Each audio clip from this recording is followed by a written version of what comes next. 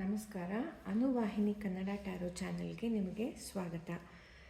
ಇವತ್ತು ನಾನು ವೃಷಭ ರಾಶಿ ಟಾರಸ್ ಈ ಒಂದು ರಾಶಿಗೆ ಹೇಗಿದೆ ಎನರ್ಜೀಸ್ ಅಂತ ಹೇಳಿ ನಾನು ಚೆಕ್ ಮಾಡ್ತಾ ಇದ್ದೇನೆ. ಸೊ ಇವಾಗ ನಾನು ನೋಡ್ತಾ ಇರೋಂಥದ್ದು ಕರೆಂಟ್ ಎನರ್ಜೀಸ್.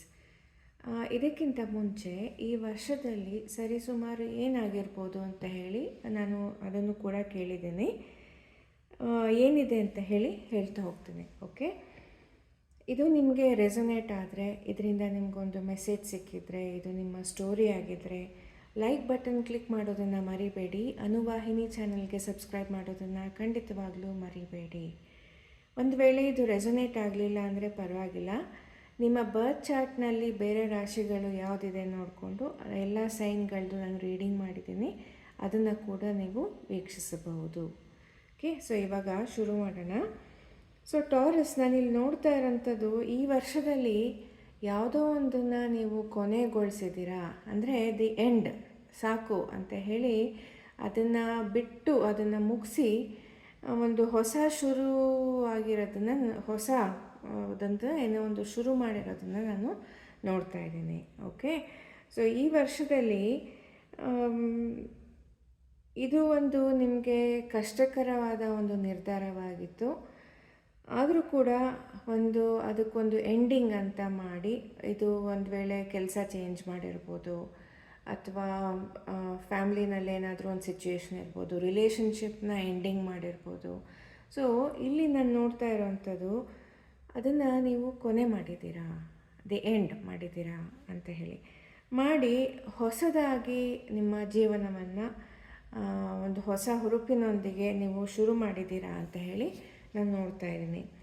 ಅದಕ್ಕೆ ಕಾರಣಗಳು ಬೇಕಾದಷ್ಟು ಇರ್ಬೋದು. ಒಂದು, ತುಂಬ ಒಂಥರ ಅದು ನಿಮಗೆ ಬರ್ಡನ್ ಅನ್ನಿಸ್ತಾ ಇತ್ತು. ಒಂದು ವೇಳೆ ನಾನು ಕೆಲಸದ ಬಗ್ಗೆ ಹೇಳಬೇಕಾದ್ರೆ, ಅದೆಲ್ಲೋ ನಿಮಗೆ ತುಂಬ ಅದು ಹೈ ಪ್ರೆಷರ್ ಇರೋವಂಥ ಒಂದು ಕೆಲಸ ಇರ್ಬೋದು, ಅಥವಾ ಮನೆಯಲ್ಲಿ ಏನಾದರೂ ಒಂದು ಎಂಡಿಂಗ್, ಅಥವಾ ಏನೋ ಒಂದು ರಿಲೇಷನ್ಶಿಪ್ಪಲ್ಲಿ ಎಂಡಿಂಗ್ ಇದ್ದರೆ, ಒಂದೊಂದು ಸಲ ರಿಲೇಷನ್ಶಿಪ್ಗಳು ನಮಗೆ ಸಹಾಯ ಮಾಡೋದಕ್ಕಿಂತ ತುಂಬ ಅದು ನಾವು ಅಂದ್ಕೊಳ್ಳೋದೇ ಒಂದು, ಅದು ಆಗ್ತಾ ಇರೋದೇ ಒಂದು ಆಗ್ತಾ ಇರುತ್ತೆ. ತುಂಬ ಟೆನ್ಷನ್ ಮತ್ತು ಪ್ರೆಷರಲ್ಲಿ ಆ ಒಂದು ರಿಲೇಷನ್ಶಿಪ್ನ ಹೇಗೋ ಒಂದು ಮೇಂಟೈನ್ ಮಾಡ್ತಾ ಇರ್ತೀವಿ.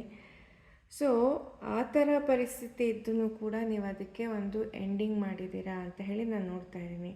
ಸೊ ಈ ಒಂದು ನಿರ್ಧಾರ ನಿಮಗೆ ತುಂಬ ಕಷ್ಟಕರವಾಗಿತ್ತು, ಸುಲಭ ಅಂತೂ ಇರಲಿಲ್ಲ, ಅದನ್ನು ನಾನು ನೋಡ್ತಾ ಇದ್ದೀನಿ. ಕಷ್ಟವಾಗಿತ್ತು, ಆದರೆ ಒಂದು ದಿಟ್ಟ ನಿರ್ಧಾರವನ್ನು ನೀವು ತಗೊಂಡು ಇದನ್ನು ಮಾಡಿದ್ದೀರಾ ಅಂತ ಹೇಳಿ ನಾನು ನೋಡ್ತಾ ಇದ್ದೀನಿ. ಇದರಿಂದ ಕೆಲವ್ರಿಗೆ ಬೇಜಾರಾಗಿರ್ಬೋದು, ಖಂಡಿತವಾಗ್ಲೂ ಕೆಲವ್ರಿಗೆ ಇದು ಬೇಜಾರಾಗಿರ್ಬೋದು. ರಿಲೇಷನ್ಶಿಪ್ ಇದ್ದರೆ ಖಂಡಿತವಾಗ್ಲೂ ಆ ಒಂದು ಬೇಜಾರಿರುತ್ತೆ. ಖುಷಿಯಿಂದ ಅಂತೂ ನೀವು ಬೇರೆ ಆಗಿಲ್ಲ, ಬೇಜಾರಂತೂ ಇದ್ದೇ ಇರುತ್ತೆ. ನಿಮಗೂ ಇರ್ಬೋದು, ನಿಮ್ಮ ಪಾರ್ಟ್ನರ್ ಯಾರಿದ್ದಾರೆ ಅವ್ರಿಗೂ ಕೂಡ ಇರ್ಬೋದು. ಸೊ ಆ ಬೇಜಾರಂತೂ ಇದೆ, ಆದರೆ ನಿಮಗೆ ಇನ್ನು ಅದನ್ನು ನಾನು ಮುಂದುವರ್ಸೋಕ್ಕಾಗಲ್ಲ, ಅದೊಂಥರ ಕುತ್ತಿಗೆಗೆ ಬಂದಿದೆ ಥರ ಅಂತಾರಲ್ಲ, ಆ ಥರ.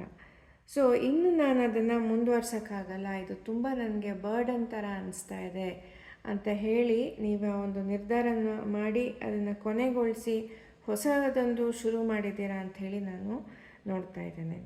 ಓಕೆ, ಇಲ್ಲಿ ಇನ್ನೊಂದು ವಿಷಯ ಏನು ಅಂತಂದರೆ, ಎಲ್ಲೋ ಅದು ಸ್ನೇಹಿತರಿಂದ ಅಥವಾ ಫ್ಯಾಮಿಲಿ ಮೆಂಬರ್ಸಿಂದ ಈ ಒಂದು ನೀವು ಯಾತಕ್ಕೆ ಇದನ್ನು ಕೊನೆಗೊಳಿಸಿದ್ರಿ, ಅದಕ್ಕೆ ಸ್ನೇಹಿತರು ಕಾರಣ ಇರ್ಬೋದು, ಅಥವಾ ಫ್ಯಾಮಿಲಿ ಮೆಂಬರ್ಸ್ ಕೂಡ ಕಾರಣ ಇರ್ಬೋದು ಅಂತ ಹೇಳಿ ನಾನು ನೋಡ್ತಾ ಇದ್ದೇನೆ.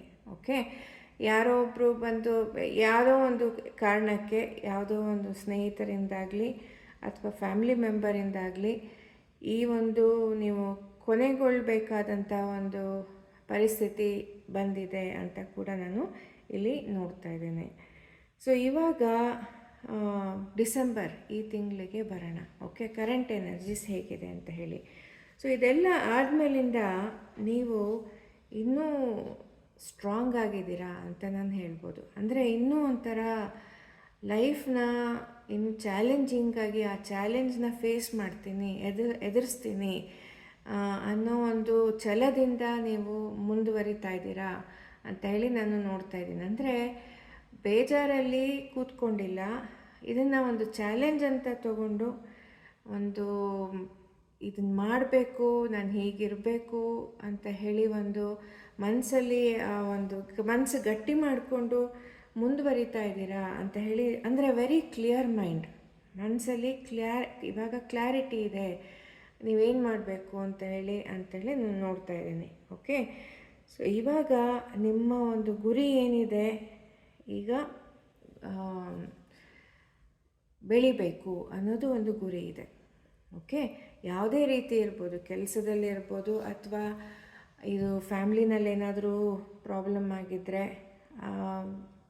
ಅದನ್ನು ಚಾಲೆಂಜಾಗಿ ತಗೊಂಡು ನಾನಿನ್ನೂ ಚೆನ್ನಾಗಿರಬೇಕು ಅಂತ, ಅಂದರೆ ಇನ್ನೂ ಉತ್ತಮ ರೀತಿಯಲ್ಲಿ ನಾನು ಬದುಕಬೇಕು ಅನ್ನೋ ಒಂದು ಚಾಲೆಂಜ್ನ ತಗೊಂಡು ನೀವು ಅದ್ರ ಕಡೆಗೆ ನೀವು ಆ ನಿಟ್ಟಿನಲ್ಲಿ ನೀವು ಆ ಗುರಿ ಇಟ್ಕೊಂಡು ಏನೇ ಮಾಡಿದ್ರೂ ಕೆಲಸ ಮಾಡ್ತಾಯಿದ್ದೀರಾ ಅಂತ ಹೇಳಿ ನಾನು ನೋಡ್ತಾ ಇದ್ದೀನಿ. ಸೊ ಬೇಕಾದಷ್ಟು ನಿಮಗೆ ಒಂದು ಚಾಯ್ಸ್ಗಳಿದೆ. ಓಕೆ, ಇವಾಗ ತುಂಬ ಹೋಪ್ ಇಟ್ಕೊಂಡಿದ್ದೀರಾ ಮತ್ತು ಏನೇನೋ ಹೊಸ ವಿಷಯಗಳನ್ನ ಕಲಿತಾ ಇದ್ದೀರಾ ಅನ್ನೋದು ಕೂಡ ನಾನು ನೋಡ್ತಾ ಇದ್ದೀನಿ. ಓಕೆ, ಹೊಸ ವಿಷಯಗಳನ್ನು ನೀವು ಮೇ ಬಿ ನೀವು ಓದ್ತಾ ಇರ್ಬೋದು, ಹೊಸದೇನಾದರೂ ಒಂದು ಕಲಿತಾ ಇರ್ಬೋದು. ಬಟ್ ಒಟ್ಟಿನಲ್ಲಿ ಈ ಧ್ಯೇಯದಿಂದ, ಈ ಒಂದು ಗುರಿ ಇರೋದ್ರಿಂದ ಬಿಟ್ಕೊಡ್ದೇನೆ ಛಲದಿಂದ ನೀವು ಇದನ್ನು ಎದುರಿಸ್ತಾ ಇದ್ದೀರಾ ಅಂತ ಹೇಳಿ. ಓಕೆ, ಅಂದರೆ ನಿಮ್ಮಲ್ಲಿ ನಿಮಗೆ ಒಂಥರ ಒಂದು ರೀತಿಯಾದಂಥ ಕಾನ್ಫಿಡೆನ್ಸು, ಒಂದು ಫೇತ್ ಅಂತ ಹೇಳ್ತೀವಲ್ಲ, ಆಗತ್ತೆ ಬಿಡು ನಾನು ಮಾಡ್ತೀನಿ ಅನ್ನೋ ಒಂದು ಕಾನ್ಫಿಡೆನ್ಸಿಂದ ನೀವು ಮುಂದುವರಿತಾ ಇದ್ದೀರಾ ಅಂಥೇಳಿ ನಾನು ನೋಡ್ತಾ ಇದ್ದೀನಿ. ಸೊ ಇದರಿಂದ ಏನಾಗ್ತಾ ಇದೆ ಅಂತ ಅಂದರೆ ಖಂಡಿತವಾಗ್ಲೂ ಇಲ್ಲಿ ನಿಮಗೆ ಸಕ್ಸಸ್ ನಿಮ್ಮ ದಾರಿನಲ್ಲಿ ಬರ್ತಾ ಇದೆ ಅಂತ ಹೇಳಿ ನಾನು ನೋಡ್ತಾ ಇದ್ದೀನಿ. ಅಂದರೆ ಎಷ್ಟು ಕ್ಲಾರಿಟಿಯಿಂದ ನೀವು ನಿಮ್ಮ ಮನಸ್ಸಲ್ಲಿ ಎಷ್ಟು ಕ್ಲಿಯರಾಗಿ ಗೊತ್ತಿದೆ ನಿಮ್ಗೆ ಏನೇನು ಮಾಡಬೇಕು ಅಂತ, ಅಂದರೆ ಅದು ಕರೆಕ್ಟಾಗಿ ನೀವು ಯಾವ ಹಾದಿನಲ್ಲಿ ಹೋಗಬೇಕು ಅದರಲ್ಲಿ ನೀವು ಹೋಗ್ತಾ ಇದ್ದೀರಾ. ಅದರಿಂದ ನಿಮಗೊಂದು ಸಕ್ಸಸ್ ಸಿಗತ್ತೆ ಮತ್ತು ವೃದ್ಧಿ ಆಗತ್ತೆ ನಿಮ್ಮ ಜೀವನದಲ್ಲಿ ಅಂತ ಹೇಳಿ ನಾನು ನೋಡ್ತಾ ಇದ್ದೀನಿ. ಓಕೆ, ಸೊ ನೀವು ಮಾಡ್ತಾ ಇರೋದು, ನೀವೇನು ಮಾಡ್ತಾ ಇದ್ದೀರಾ ಅದನ್ನು ಮುಂದುವರಿಸಿ.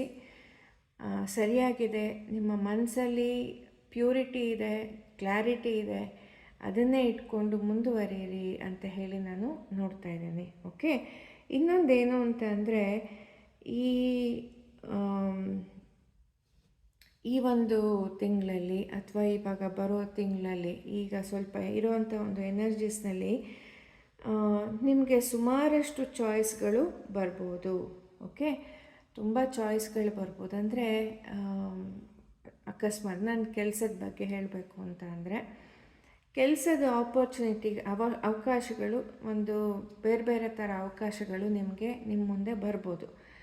ಆದರೆ ಅದನ್ನು ಡಿಸೈಡ್ ಮಾಡುವಂಥ ಒಂದು ಸಮಯ. ಸೊ ಹಾಗಾಗಿ ನಿಧಾನವಾಗಿ ಯೋಚನೆ ಮಾಡಿ, ನೀವೇನು ಡಿಸೈಡ್ ಮಾಡ್ತೀರಾ ನಿಧಾನವಾಗಿ ಯೋಚನೆ ಮಾಡಿ ಡಿಸೈಡ್ ಮಾಡಿ. ಅವಕಾಶಗಳು ಬರ್ತಾ ಇದೆ ಅಂತ ಹೇಳಿ ನಾನು ನೋಡ್ತಾ ಇದ್ದೀನಿ. ಒಂದು ರೀತಿಯಾದಂತಹ ಮೂಮೆಂಟ್ ಇದೆ ನಿಮ್ಮ ಜೀವನದಲ್ಲಿ, ಮೂಮೆಂಟ್ ಇದೆ ಅಂದರೆ ಒಂದು ಕೆಲಸ ಬಿಟ್ಟು ಇನ್ನೊಂದು ಕೆಲಸಕ್ಕೆ ಹೋಗ್ತಾ ಇರ್ಬೋದು, ಅಥವಾ ಒಂದು ಜಾಗ ಬಿಟ್ಟು ಇನ್ನೊಂದು ಜಾಗಕ್ಕೆ ಹೋಗ್ತಾ ಇರ್ಬೋದು.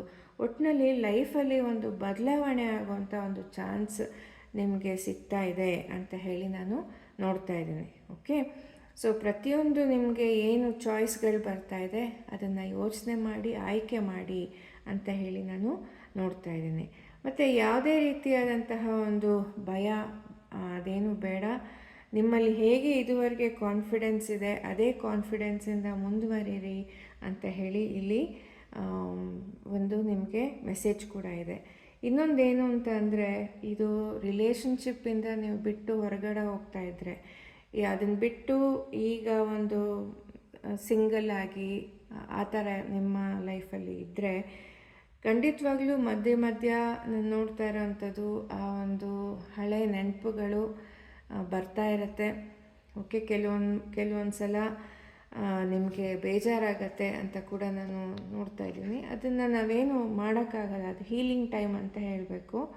ಓಕೆ, ಸೊ ಯಾವುದೇ ರೀತಿಯಾದಂತಹ ಒಂದು ನೆಗೆಟಿವ್ ಥಾಟ್ಸು ಬರೋದಕ್ಕೆ ಅವಕಾಶ ಮಾಡಿಕೊಡ್ಬೇಡಿ.